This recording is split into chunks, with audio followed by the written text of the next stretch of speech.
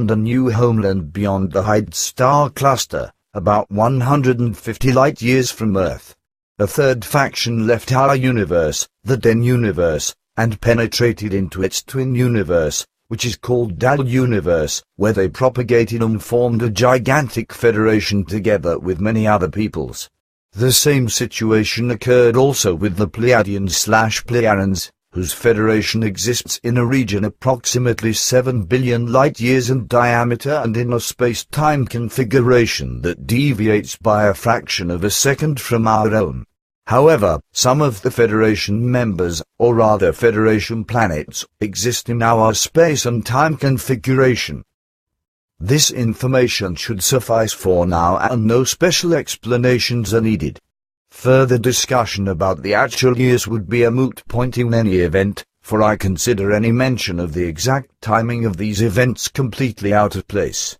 An interesting item for the group, and for everyone else, may be that certain points pertaining to the extraterrestrial intelligence's visits have been off-limit for discussion for several years, except for those items your people, you in particular, had already mentioned.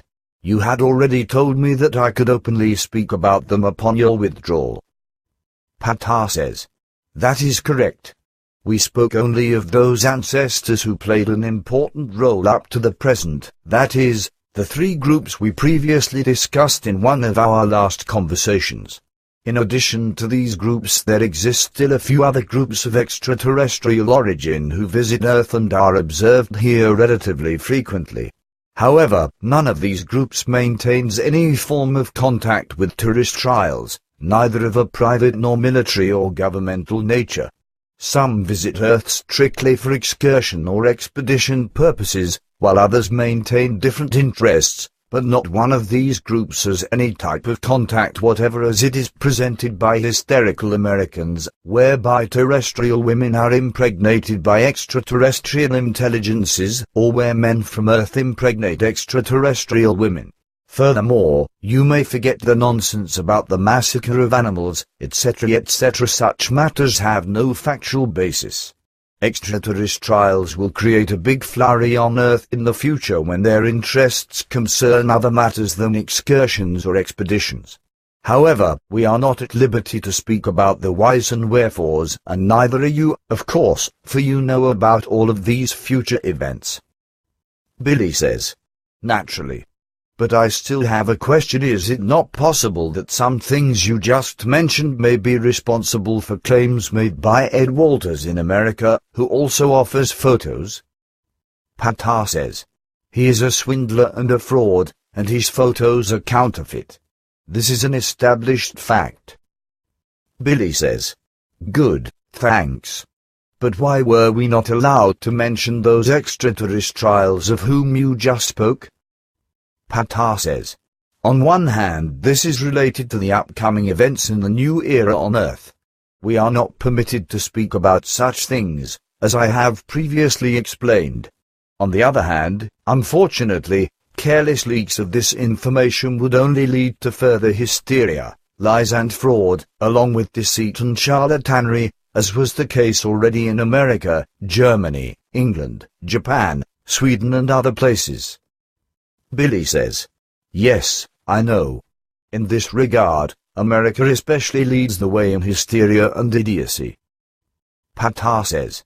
That is correct, but MUFON alone must not be blamed for this entire hysteria. Many religious sects and, in particular, the government itself must share in the blame. In fact, the latter hides a great deal of important proof about the existence of extraterrestrial life and the appearances on Earth by these beings, in their secret and undercover files. Indeed, the government prohibits by law contacts of terrestrials with extraterrestrial life forms. Another very lamentable factor is the fact that the American military constructs and tests flying objects with extreme secrecy, although many outsiders are knowledgeable about these events and even hold proof of these activities, simply because they were able to observe, film and photograph them at any time, day or night. Billy says. And these flying objects have shapes that are unlike that of an airplane, and they possess propulsion systems and technological flight characteristics that traditional aircraft do not possess. But why are you speaking about these things now? We were not allowed to mention them before. Pata says, with our withdrawal the cloak of secrecy has been removed from us as well. Therefore, I am now permitted to speak about the various so-called UFO sightings that were observed in many countries throughout the world over the past 4 decades. Frequently they may be traced back to these terrestrial flying objects. They do not belong only to the Americans but to other countries on Earth as well. The real reason why we are allowed to speak now, after our current withdrawal, is the fact that for some time now all of these things were open secrets in certain circles. Therefore, we are not divulging anything that is considered a secret in the near future, as is the case with actual government and military secrets, in which case we have neither permission to intervene nor can we currently reveal them. At this time we are confirming certain things and events that previously could not be considered actual secrets for quite some time. Billy says, in a number of countries on Earth, flying objects are being developed that successfully resemble alien and extraterrestrial vehicles due to their strange, untraditional construction. The styles of these flying devices range from the beam ship shapes your people made known all the way to the triangular forms, among many others. It is no wonder, therefore, that observers regard these flying objects as UFOs, or rather, as spaceships or simply as extraterrestrial flying craft. Last, but not least, also because these craft are silent or nearly silent and possess flying characteristics that are alien and contrary to flight techniques known on Earth. Now you have a repetition of your explanations. A double stitching holds up better. Pata says, that is correct. Billy says, in my 23 pages I forgot to mention also that the terrestrial beings were actually one single race during Enoch's ancient times. From this one race other races formed due to climatic and atmospheric changes, and splits that created new breeds once again. These mixed among themselves, and new races were created once again. Over the course of time, not only did the skin color of humans change but also their outward appearance, yet always in tune with the new surroundings, new living conditions and other influences. This, of course, resulted in genetic changes in addition to those changes produced by the genetic manipulations. However, the changes were not significant enough for the original and basic link not to remain evident that all humans on Earth originated from the same, single-year stock. Hence, when the humans from the lower regions and other locations interbred with the early emigrants, respectively their descendants nearly 190,30 years ago on Earth, the cycle was complete among people of the same stock. And then, when the peoples separated again in large spurts, and the most diverse regions of the Earth were newly inhabited, further changes in skin color, outward appearance and genes transpired again. This time, too, the your breed remained intact, and it can be genetically proven that the terrestrials originated from a single race. Pata says, indeed, you actually did fail to mention this in your report. Billy says, something else in this regard. I have been thinking that while redoing and correcting the prophecies, we could also incorporate the 23 pages. There are actually only 1 or 2 prophecies, the remainder consists of predictions. How do you feel about this? Pata says, it would probably be appropriate for you to integrate everything together into your new book. Billy says, certain people probably are going to get into a flap over it for sure, but that does not really matter. We are used to such things. Still, anyone who wishes to be heard must create a disturbance, and whoever wishes to create a disturbance must repeat the same things several times. Only by creating a disturbance, human beings will become aware of some person or some facts presented to them, because they will either feel personally attacked or because it bothers them to hear the same facts 2 or 3 times. It is the only way to stimulate people into thinking, regardless of whether it is in a peaceful or angry way.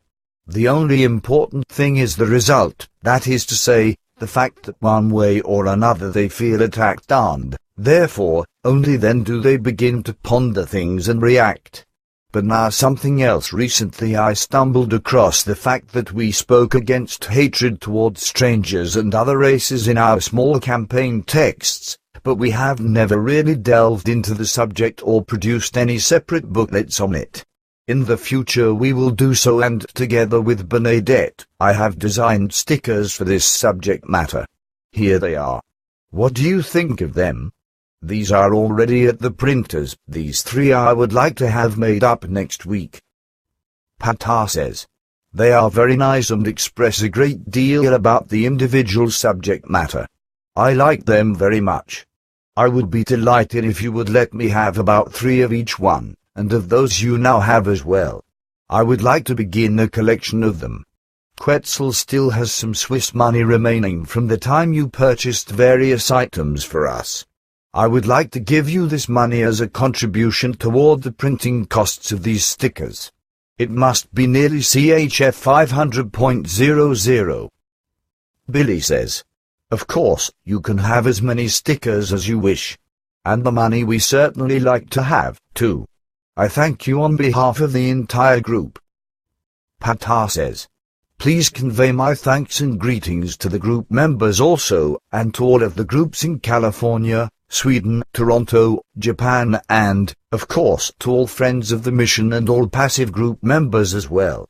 I also pass on these thanks and greetings of behalf of my daughters Semiaza and Playa, and also Askit, Nirira, Manara, Isodos, Tolida, Quetzal, and all the others who know you from photos and our TV broadcasts, or from those people who encountered core group and passive group members during our visits to the center, although these individuals rarely or never even noticed that we were nearby.